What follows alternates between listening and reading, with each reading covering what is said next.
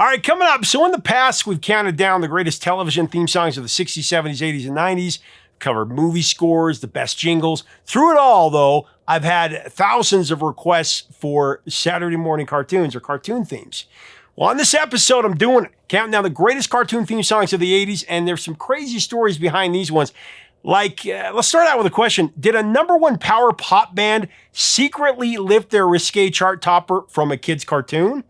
What about tiny blue creatures? We'll also solve the bizarre internet rumor that's persisted for decades that claims the dignified host of Inside the Actors Studio was the secret mastermind behind one of the most beloved action cartoon themes ever. How did that one start? And is it true? Wait till you hear about Arnold Schwarzenegger indirectly launching one of the biggest action figure lines of the decade and one of the most iconic cartoon themes in history. You're going to be singing it after this. Plus, a hit songwriter wrote one of the catchiest songs of all time. Everyone knew it would be a #1 smash, but instead it became a kid's TV song and never got released as a single. He missed a #1 hit, but decades later it's more famous than any of the #1 hits from the year it came out. Can you guess it from this first second? From bouncing bears to pizza-loving reptiles, we're covering it all. Let's do this. Hey, music junkies, Professor of Rock, always here to celebrate the greatest artists and the greatest songs of all time, especially today. If you like our content, we invite you to subscribe. Love to have you as part of our community. Just click the bell below. You know, growing up as a kid in the 80s, Saturday mornings were sacred. I mean, you'd roll out of bed, you pour yourself a bowl of cereal, you plant yourself in front of your TV for hours upon hours. Pure cartoon bliss. The 80s brought us some of the most iconic cartoons in history. And here's the thing about 80s cartoons. They weren't afraid to tell real stories. Sometimes even get a little dark when they had to. I mean, remember when Optimus Prime got killed off in the Transformers movie? Anyone else get traumatized by that one? I mean, technically it was a movie, I know, but you know what I mean here.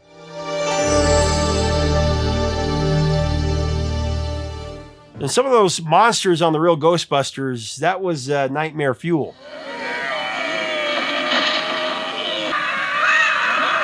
And of course, Dungeons and Dragons, that cartoon, got caught up in the satanic panic. It faced some serious backlash for having the kids almost execute the main villain. Dungeon Master, your guide in the realm of Dungeons and Dragons. But you know what? It was an incredible time to be a kid. I think you all would agree with me. These cartoons didn't talk down to us. They had real stakes, real consequences, and storylines actually that mattered. Along with it, they gave us some of the best cartoon themes ever written. Today, we're going to count down 6 of the best. Let's get into it. Coming in at the #6 position on the countdown, I've got the Smurfs theme song.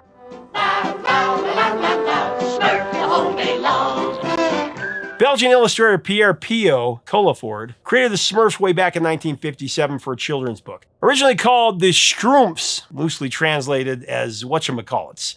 Now, the name eventually changed, much easier to say Smurfs. So these pint-sized creatures stood just 3 apples high is what they say. They wore white stocking caps, and they lived in mushroom houses hidden away in an enchanted forest. You all remember. The Smurfs became hugely popular across Europe throughout the 60s and 70s, but it wasn't until 1978 the Smurfs toys got licensed in America, and that's when things started really cooking. In 1981, Fred Silverman, then the president of NBC, noticed his young daughter playing with a Smurf doll, and a light bulb went off in his head. He immediately commissioned Hanna-Barbera Productions to create a cartoon series around these lovable blue characters. He knew they'd be a hit with kids, and the timing couldn't have been better. It's all about timing, right?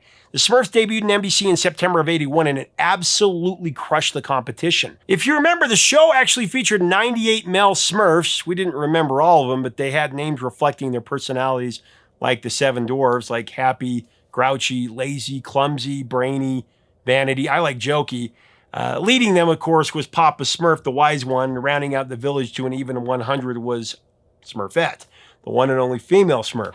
Things will come to you. So Smurf yourself a grin. Together, they live by an all-for-one and one-for-all attitude and constantly use the word Smurf in about every way possible. Again. And when I find him, I'm going to give him a piece of my Smurf. Always on the hunt for the Smurfs was the evil wizard Gargamel and his Smurf-hungry cat Azrael. You remember those bad guys. Ooh, I hate Smurfs. The show's kid-friendly appeal It made it the smash of the 1981 to 1982 Saturday morning season, and the ratings were astronomical, boosting last place NBC straight to first place. For the theme song, Hanna-Barbera turned to the go-to composer Hoyt Curtin. Curtin had been the primary musical director for the animation studio since its beginnings in 1957. By 1981, he'd already created some of the most recognizable cartoon themes in television history. I mean, the Flintstones, the Jetsons, Johnny Quest, Super Friends.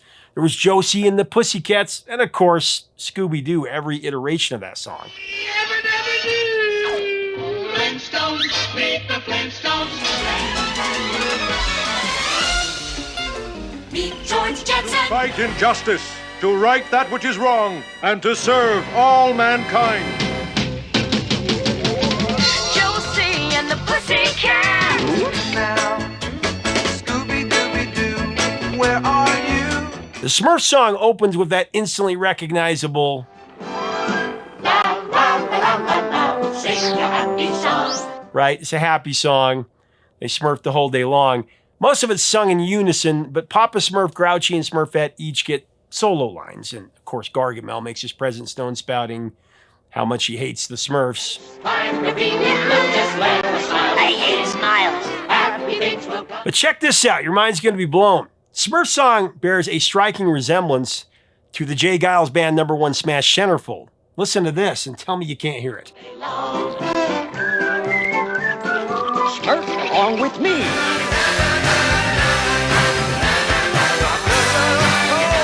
Coincidentally, both came out in the fall of '81 at virtually the same time. I mean, once you hear the similarities, you really can't unhear it. Now, which copied which? Well, I think the Smurf theme came out first.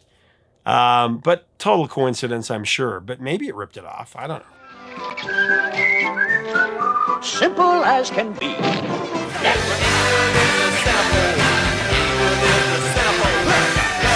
The Smurfs remained a Saturday morning fixture throughout the entire decade, running 9 seasons and 258 episodes before ending its run in 1990. It became one of the most successful and longest-running Saturday morning cartoons in television history. They're still releasing stuff, right? They just had the recent movie. Most kids who grew up in the 80s can still sing along to that theme song word for word. You'll be Smurfing soon. All right, coming in at number 5, I've got the unforgettable theme from Disney's Adventures of the Gummi Bears. This is one of those catchy ditties that stayed in your head forever. And guess who's singing it? Listen, I'll give you a clue. He sings for a famous rock group. Gummy bears bouncing here and there and everywhere. Well, I'll tell you in a minute. In the mid-'80s, Disney CEO Michael Eisner had an idea. Now, his kids were obsessed with gummy bear candy, and he thought, why not make a cartoon about them? Now, the pitch didn't exactly light up the room with enthusiasm, but Eisner pushed forward anyway. He was the boss. What came next, though, would revolutionize the Disney animation game. Gummi Bears debuted on NBC on September 14, 1985, and followed the adventures of a group of anthropomorphic bears. Set in a medieval fantasy world, this tight-knit family of bouncing bears lived in an underground world called Gummi Glen. Do you remember that? Do you remember the characters' names? I looked them up. There's Zummy, Gruffy, Grammy, Tummy, Sonny, and Cubby. I remember Cubby. Though they were believed to be mythological creatures by most humans, the bears were befriended by a young squire named Cavan and a princess named Kala. They often crossed paths with the villain Duke Igthorn and his ogres. The idea was simple. The Gummi Bears protected the secret recipe of gummy berry juice. Remember that? It was a magical elixir that granted them the ability to bounce to incredible heights. Part of their history, along with the secret of gummy berry juice. But for humans and ogres, it gave them super strength, making it a highly sought-after prize for the show's villains. That was always the goal. The series was a major hit, running for 6 straight seasons and almost 100 episodes. It became the longest-running Disney cartoon at the time. Of course, DuckTales would pass it up. Rewrite history, DuckTales. Woo. Additionally, Gummi Bears paved the way for the Disney Afternoon programming block. Disney Afternoon, that started in 1990. And actually, Gummi Bears was the first show that was featured. Slot would eventually be filled by other classics like DuckTales and Rescue Rangers and Tailspin and Darkwing Duck.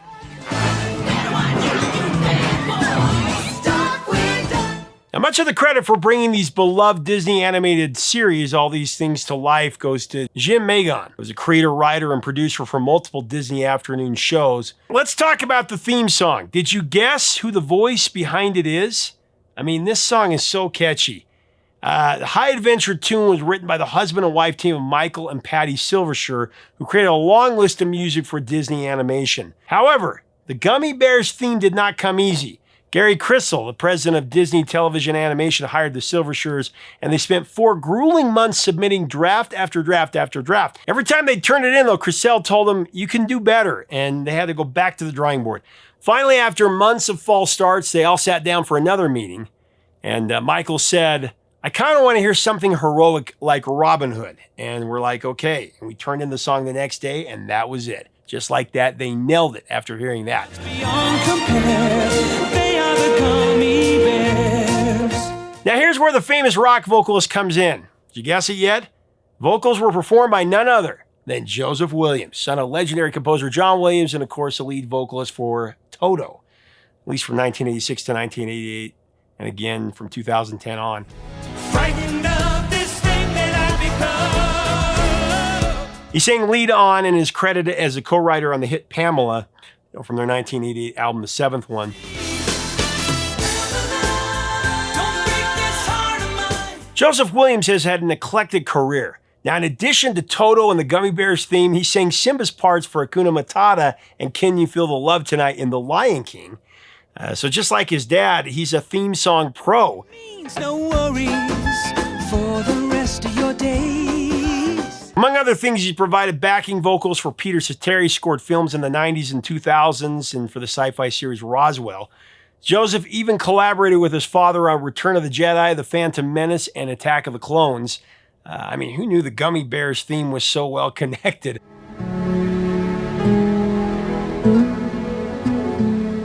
I mean, this song is so catchy. It might be a little cheesy, but it captures everything that the show represented. It's a little kid inside of it, you know, adventure, heroism. It's pure fun.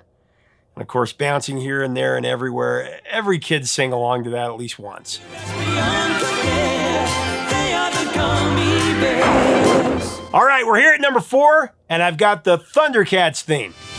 ThunderCats are on the move. ThunderCats are loose. Now, back in 1984, toy company LJN launched an action figure line for a show that hadn't even aired yet. That's how it was back in the 80s. That show was ThunderCats. When it finally did debut in September of 85, it became an instant hit, running for 4 explosive seasons and 130 episodes in syndication. ThunderCats captured the imagination of kids everywhere with its wild blend of sci-fi and sword and sorcery. Of course, the action figures were cool too. ThunderCats. A lot of people don't realize this, but the brains behind the operation were animation legends Arthur Rankin and Jules Bass, Rankin Bass. Of course, you might know him from holiday classics like Rudolph the Red-Nosed Reindeer and others. But ThunderCats, that was a whole different animal. Burl Ives again tells the exciting new story of Rudolph the Red-Nosed Reindeer. The show followed Lion-O and his team of feline warriors after they escaped their dying planet Thundera. Armed with the legendary Sword of Omens and his all-seeing Eye of Thundera, the ThunderCats landed on Third Earth where they faced off against the terrifying Mum-Ra and his mutant army. What made ThunderCats so special was how it brought together the best of 2 worlds. I mean, the animation was handled by Japan's Pacific Animation Corporation, giving it that, vibrant, dynamic look that made Japanese cartoons so captivating. But the writing and the voice acting and production, that was all done in the United States, delivering a style of storytelling that kids could easily follow. ThunderCats! Ho! It was East meets West in the best possible way. But getting there wasn't easy. Rankin Bass was based in New York, and back then not many animated series were produced on the East Coast. Finding scriptwriters who could handle the bizarre new concept was a bit challenging. The company actually got so desperate they even let audio engineers take a crack at writing episodes. On top of all that, cultural differences between the American and Japanese teams created some friction. But despite the hurdles, the partnership actually worked really well. ThunderCats, if you remember, became massive.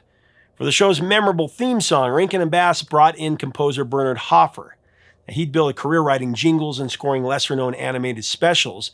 Hoffer didn't just compose the ThunderCats theme, though. He also created individual musical themes for each character on the show and each location, giving Third Earth its own sonic identity. As for those minimal but powerful lyrics, those came straight from Jules Bass himself.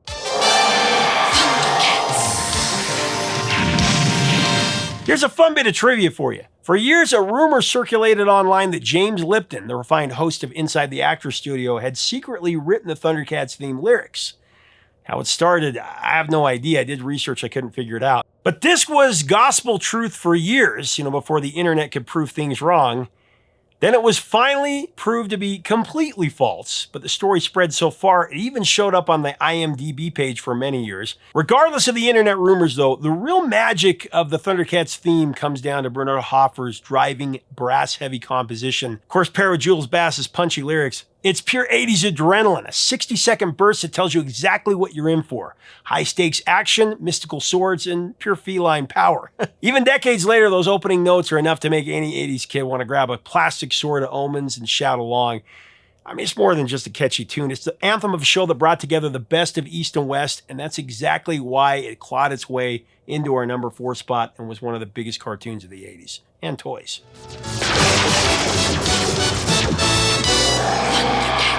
All right, coming in at number 3, I've got one that's going to be in your head for weeks, but don't worry, it's not a bad thing. It's pretty awesome. Talking about the Teenage Mutant Ninja Turtles theme song. Teenage Mutant Ninja Turtles, heroes in a half-shell. Turtle power. Now, this late 80s entry, it goes all the way back to 1983 when two artists named Kevin Eastman and Peter Laird came up with a ridiculous concept where they were trying to parody superhero comics. 4 crime-fighting teenage turtles trained by their rat sensei Splinter, all of them mutated by a canister of glowing ectoplasm. In 1984, the duo self-published TMNT number 1. It was through their newly formed Mirage Studios. It's a black and white comic with a red cover, pretty gritty and mature, sold for $1.50. Actually, as Peter Laird later admitted, starting the Turtles was just a total goof. It was not anything we envisioned directing our lives in any way, shape, or form. It was like, hey, this looks like fun, let's self-publish it.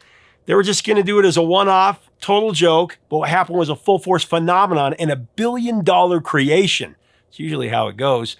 The comic took off like crazy, and suddenly, Kevin and Peter's lives were completely taken over by 4 pizza-loving reptiles, named Leonardo, Donatello, Raphael, and Michelangelo, the party dude. When toy company Playmates came calling, they requested some major changes because they wanted to make the property kid-friendly for a TV show and a toy line. So the gritty violence, that got dialed way back. The villainous Foot Clan went from being actual humans who got hurt to emotionless robots, right? Shredder became less menacing, and April and Neil switched careers from computer programmer to news reporter. And of course, the turtles themselves got color-coded masks so that kids could tell them apart and buy the different toys. They also had memorable catchphrases like Turtle Power and Cowabunga, right? And that was to replace any comic book swearing. Yes, there was profanity in the comic.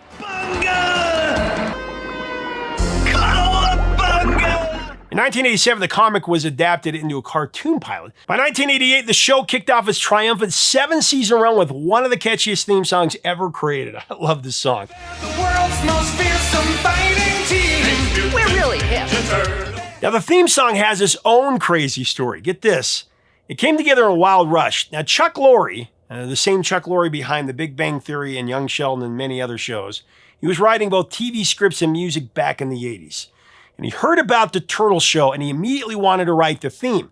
But the gig initially went to the 60s band, The Turtles. Of course, famous for Happy Together, amongst other songs. So happy together. But you know what? Members Howard Kalin and Mark Volman actually bailed on the project. They didn't hear the song. They didn't think it would be a hit. So then the producer came back to Chuck Lorre in a panic saying, you got 48 hours to do this, go. Chuck Lorre and his partner Dennis C. Brown dove into the original black and white comics for inspiration for the song. Said Lorre in a quote, it was pretty primitive stuff, but it was remarkable. It was in-your-face outlandish. With only $2,000 for a demo, and that's not very much back then, they booked the cheapest studio hours available. It was midnight to 8 a.m. at an LA facility. And actually, Journey was recording their album Raised on Radio at the time. All of Journey's massive touring equipment was spread throughout the studio as Chuck Lorre and Dennis Brown scrambled to record at 5 in the morning.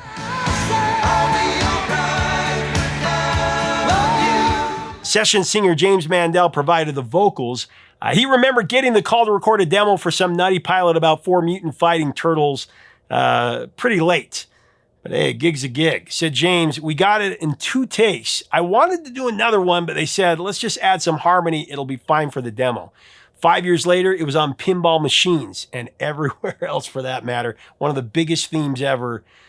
Every bit as big as a lot of Journey songs, actually. It's been played billions of times.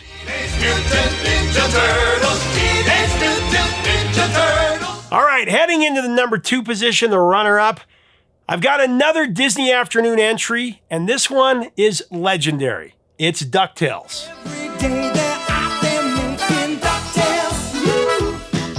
This one, it's impossible to get out of your head once you hear it, right? Maybe the catchiest cartoon theme song of all time. And it's got a great story. So in 1985, Disney had big plans to shake up the syndicated cartoon industry. They wanted to fuse quality storytelling, with high-end animation, something that would stand head and shoulders above everything else on TV. And that was the goal. The result was DuckTales, a show that followed Scrooge McDuck, the wealthiest duck in the world, and of course his 3 nephews, Huey, Dewey, and Louie. This is as they travel the globe hunting treasure and battling bad guys.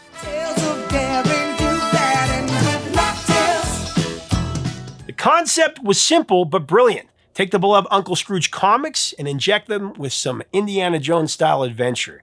Fast-paced and loaded with action, Donald Duck's made some appearances here and there. Disney knew they had something special on their hands with this one. The show actually launched on September 18, 1987. But before they got that far, they needed to come up with a perfect theme song to match to get kids hooked. Now, this was back in 1986. Mark Mueller got the call. Disney's instructions were crystal clear. They wanted the song to scream adventure and excitement, to grab kids from the very first note. Life is like a hurricane. They wanted the tune bursting with that same high-level energy as the show itself. But here's the key detail. They did not want a cartoon song. That was actually part of Disney's instructions. They wanted a poppy radio-ready hit. They wanted a, no doubt about it, #1 smash.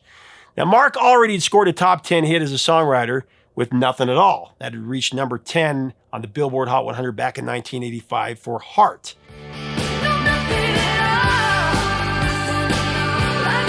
And then later, he'd co-write Jennifer Page's Crush. That one hit number 3 in 1998.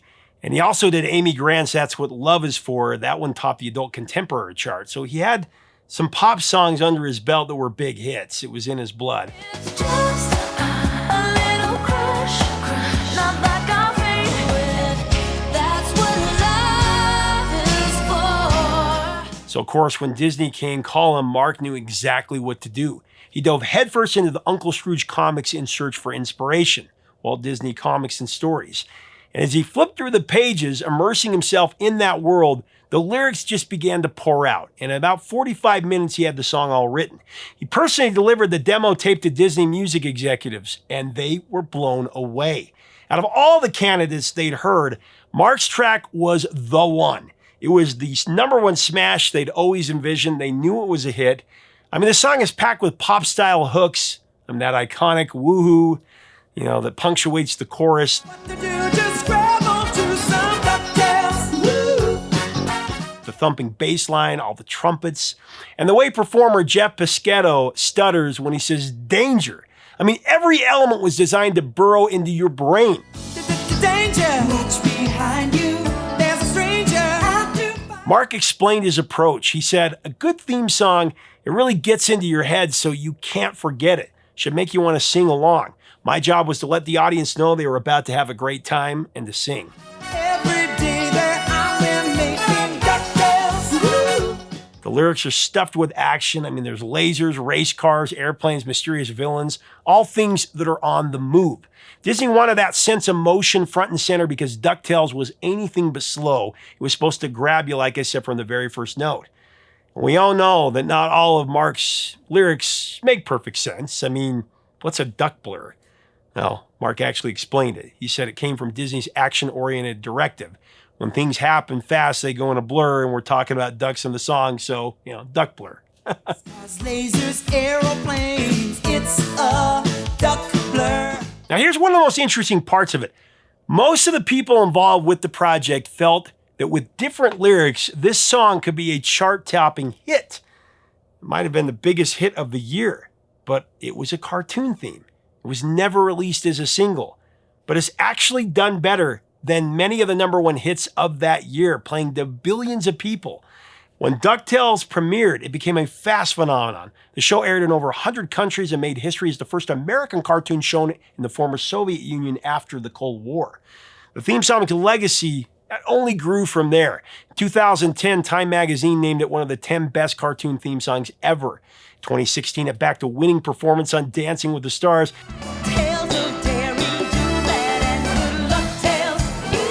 And when the show got rebooted in 2017, they rolled out an updated version of the classic theme. Of course, what else could you do?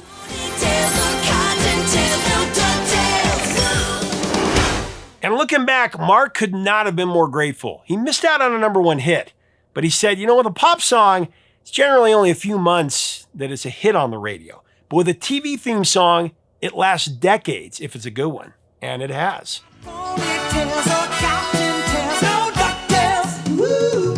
All right, before we get to number one, I've got some honorable mentions to dish out and a confession to make. I intentionally left one of the best 80s cartoon themes off today's countdown because I've used it before. Song is the original Transformers Season 1 theme. I know. Here's the thing, though. I was so excited to cover the story of the song, I told it as part of the 80s jingle episode last summer. That's because the theme song was identical to the jingles that they used in the 80s Transformers toy commercials, and it was actually written for the commercial first. The Transformers, robots in disguise. Since I talked about it in depth there, I wanted to put the spotlight on some of these other cartoon themes, but I love Transformers theme. It's one of the greatest themes of all time.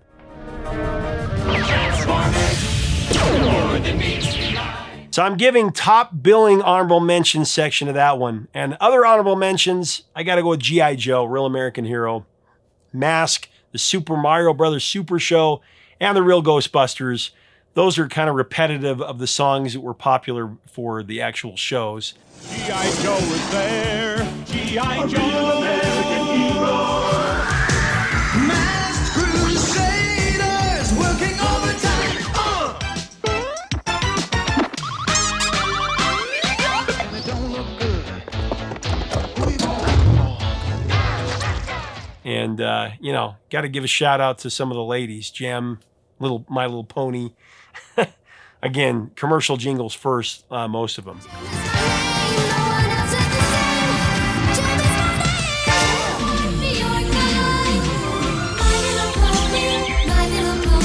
What do you think I picked as my number one? Make your guesses right now. We've made it to number one, and we have Arnold Schwarzenegger to thank for this one. I'm talking about He-Man. And the masters of the universe. All right, in the summer of 1980, Mattel, the toy company, they were kicking themselves. A few years earlier, company president Ray Wagner had passed on creating toys for a little space movie you might remember called Star Wars. It's the most extraordinary motion picture of all time, Star Wars. And that decision haunted them as they watched Kenner rake in millions from their Star Wars action figure line, while Hasbro dominated with G.I. Joe on the other side. Mattel had the girls' market locked down with Barbie, but they desperately needed a hit in the boys' aisle.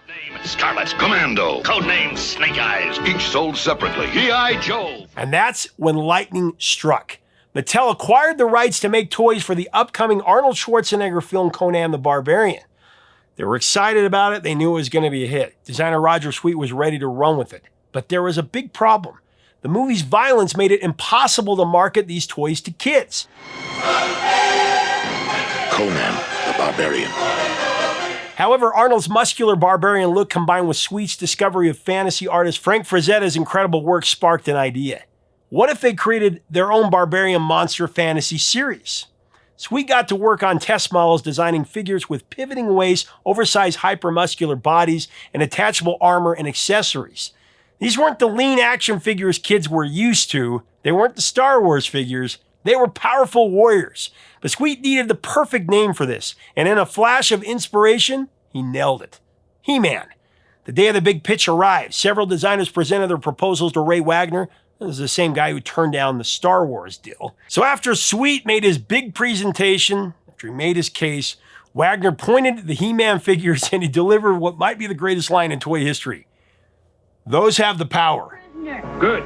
Who's the prisoner? You are, because we have the power. Oh, no. He-Man got the green light. Now, by 1983, He-Man and the Masters of the Universe hit television screens as a landmark collaboration between Filmation and Mattel. The creators had a brilliant strategy to navigate the strict advertising regulations of 80s network TV, though. By going straight to daytime syndication and bypassing the networks entirely, they could market toys directly to kids while still delivering quality storytelling. The result was a breakout success that blew past everybody's expectations. The show had serious talent behind it. Voice actor John Irwin, he provided the distinct vocal shift between mild-mannered Prince Adam and the mighty He-Man. I held aloft my magic sword and said, By the power of Grayskull! The story was pure fantasy gold. Prince Adam, son of King Randor, and Queen Marlena ruled over the land of Eternia. And of course, whenever trouble emerged, usually courtesy of Skeletor or later Horde, Adam would raise his magic sword and shout,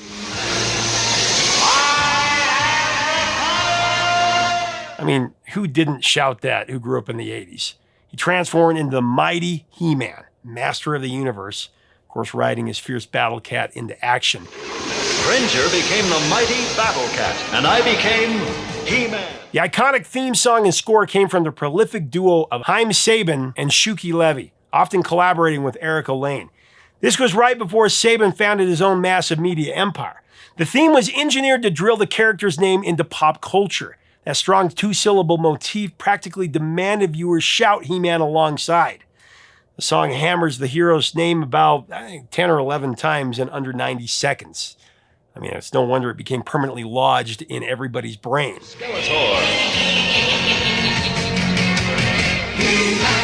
Well, there it is. There you have it. Some of the best cartoon themes of the 80s. Some Saturday morning favorites, some cable, some syndication. What are your memories of these themes? Did I miss any? I should probably do a part 2 with 6 more. There are just so many great stories here and great songs. Let's have a great discussion below celebrating Saturday morning or the great cartoon themes of the 80s. Should we cover the 70s, the 60s? Let me know. If you like our content, we invite you to subscribe. Until next time, 3 chords and the truth, my friends.